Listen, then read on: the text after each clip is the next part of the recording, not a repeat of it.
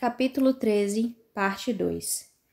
Pouco depois, Kylie, agora sozinha, contemplava o fogo, ouvindo os estranhos sons dos animais à distância.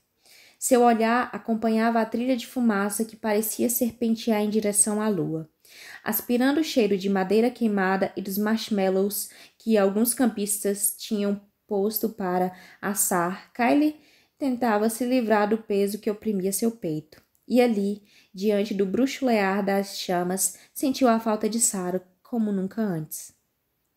A princípio, Kylie não entendeu bem aquela saudade repentina da amiga, mas ao olhar em volta, o motivo ficou claríssimo. Bem-vinda ao mundo das panelinhas. O que não faltava na escola era panelinhas.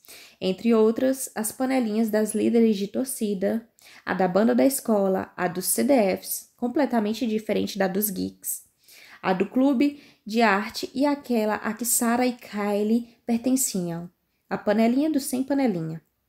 Não era a pior delas. Na verdade, nem sequer era uma panelinha, mas um bando de desgarrados uniam-se, sem perceber, a um grupinho por algum tempo e depois se juntavam a outro. Felizmente, as pessoas não os hostilizavam nem ridicularizavam, como faziam a outros grupos impopulares. E como iriam ridicularizá-los se mal sabiam de sua existência? Pelo menos foi assim que Kylie sempre se sentiu na escola. Eles não eram odiados nem maltratados, apenas invisíveis. O motivo de estar com saudade de Sarah não era, naquele momento, racional. Kylie podia ser uma desgarrada, mas nunca precisou se desgarrar sozinha. Desde o 5º ano, ela e Sarah formavam uma equipe, e Sarah foi, sem discussão, a desgarrada número 1, papel assumido naturalmente, pois era a que mais fazia questão de se enturmar. Inalando outra golfada de fumaça, Kylie procurou se proteger do vento, enquanto seu olhar passeava pelos grupos. Lembrou-se de um ditado que a avó sempre dizia: cada qual com seu igual. Ali, as panelinhas não se pareciam em nada com as do colégio. Observou dela e o sujeito de pinces.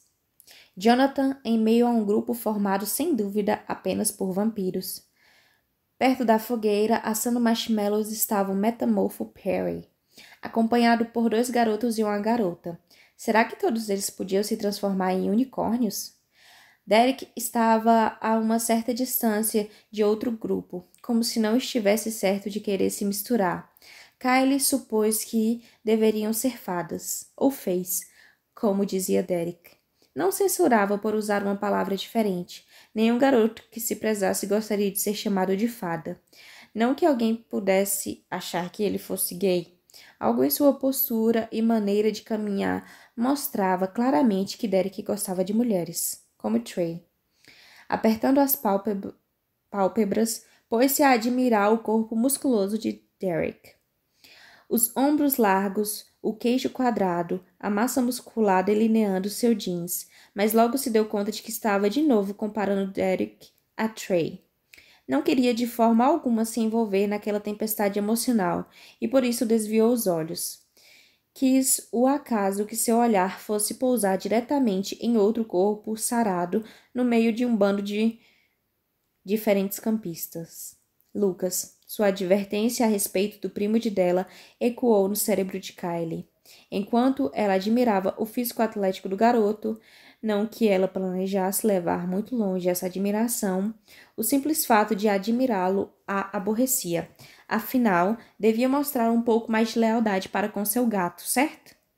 Antes que conseguisse desviar os olhos daquele peito sólido sob uma camiseta preta, percebeu ao lado dele a namorada gótica. Apertava o corpo contra o de Lucas, a tal ponto que ninguém conseguiria se meter entre eles.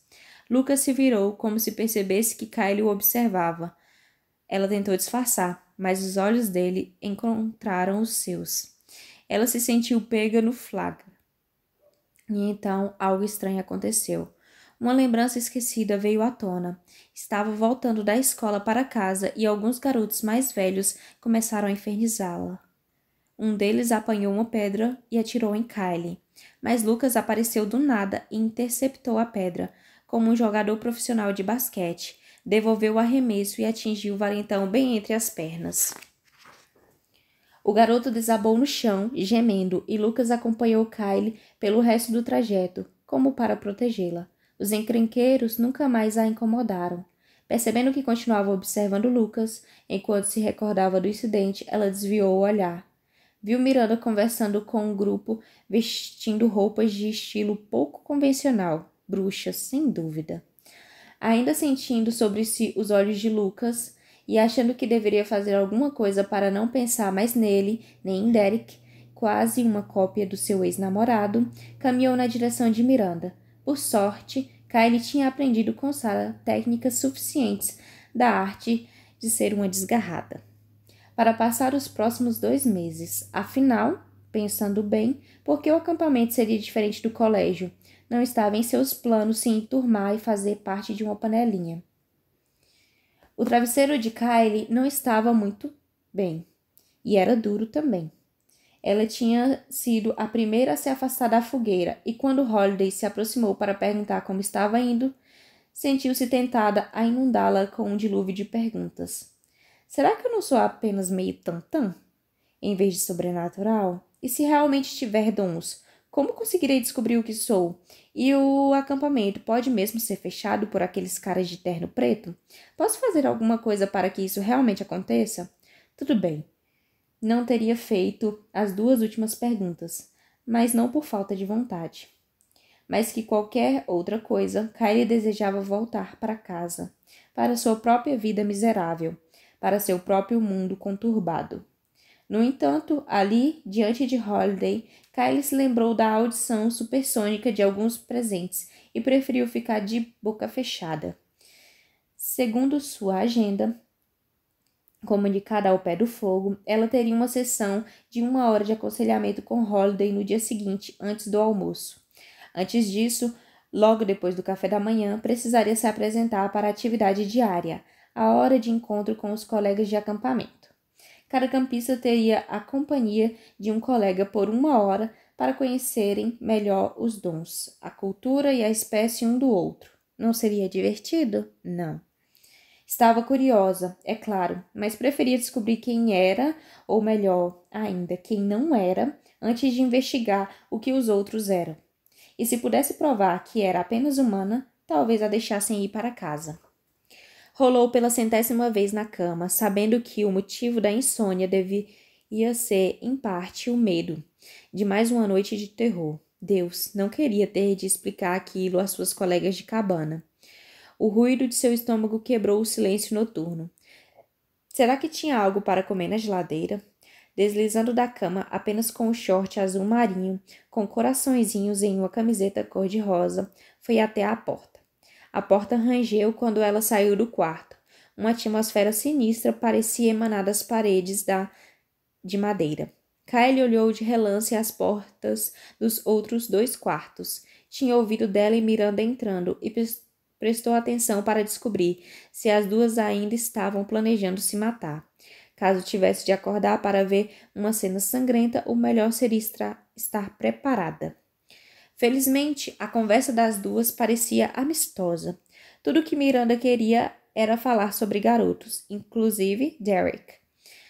Kylie não se importava, é claro, mas alguns passos e Kylie espiou de novo pelas portas dos quartos. Grande alívio, as 2 estavam mergulhadas num sono profundo, como o da morte. Bem, talvez como o da morte não fosse a comparação adequada, principalmente porque Kylie não sabia ao certo se vampiros estavam mortos ou não. Será que chegavam mesmo a dormir? E em caso positivo, eram realmente mortais, conforme afirmavam os livros? Os pés descalços de Kylie, pressionando o assoalho, faziam as tábuas de madeira velha rangerem. Lembrou-se da visita do primo de dela e depois da história das gangues de vampiros. Agarrando a camiseta com as mãos crispadas, refletiu se não seria melhor desistir do lanchinho no meio da noite, para não correr o risco de se tornar um também. Então as tábuas estalaram outra vez.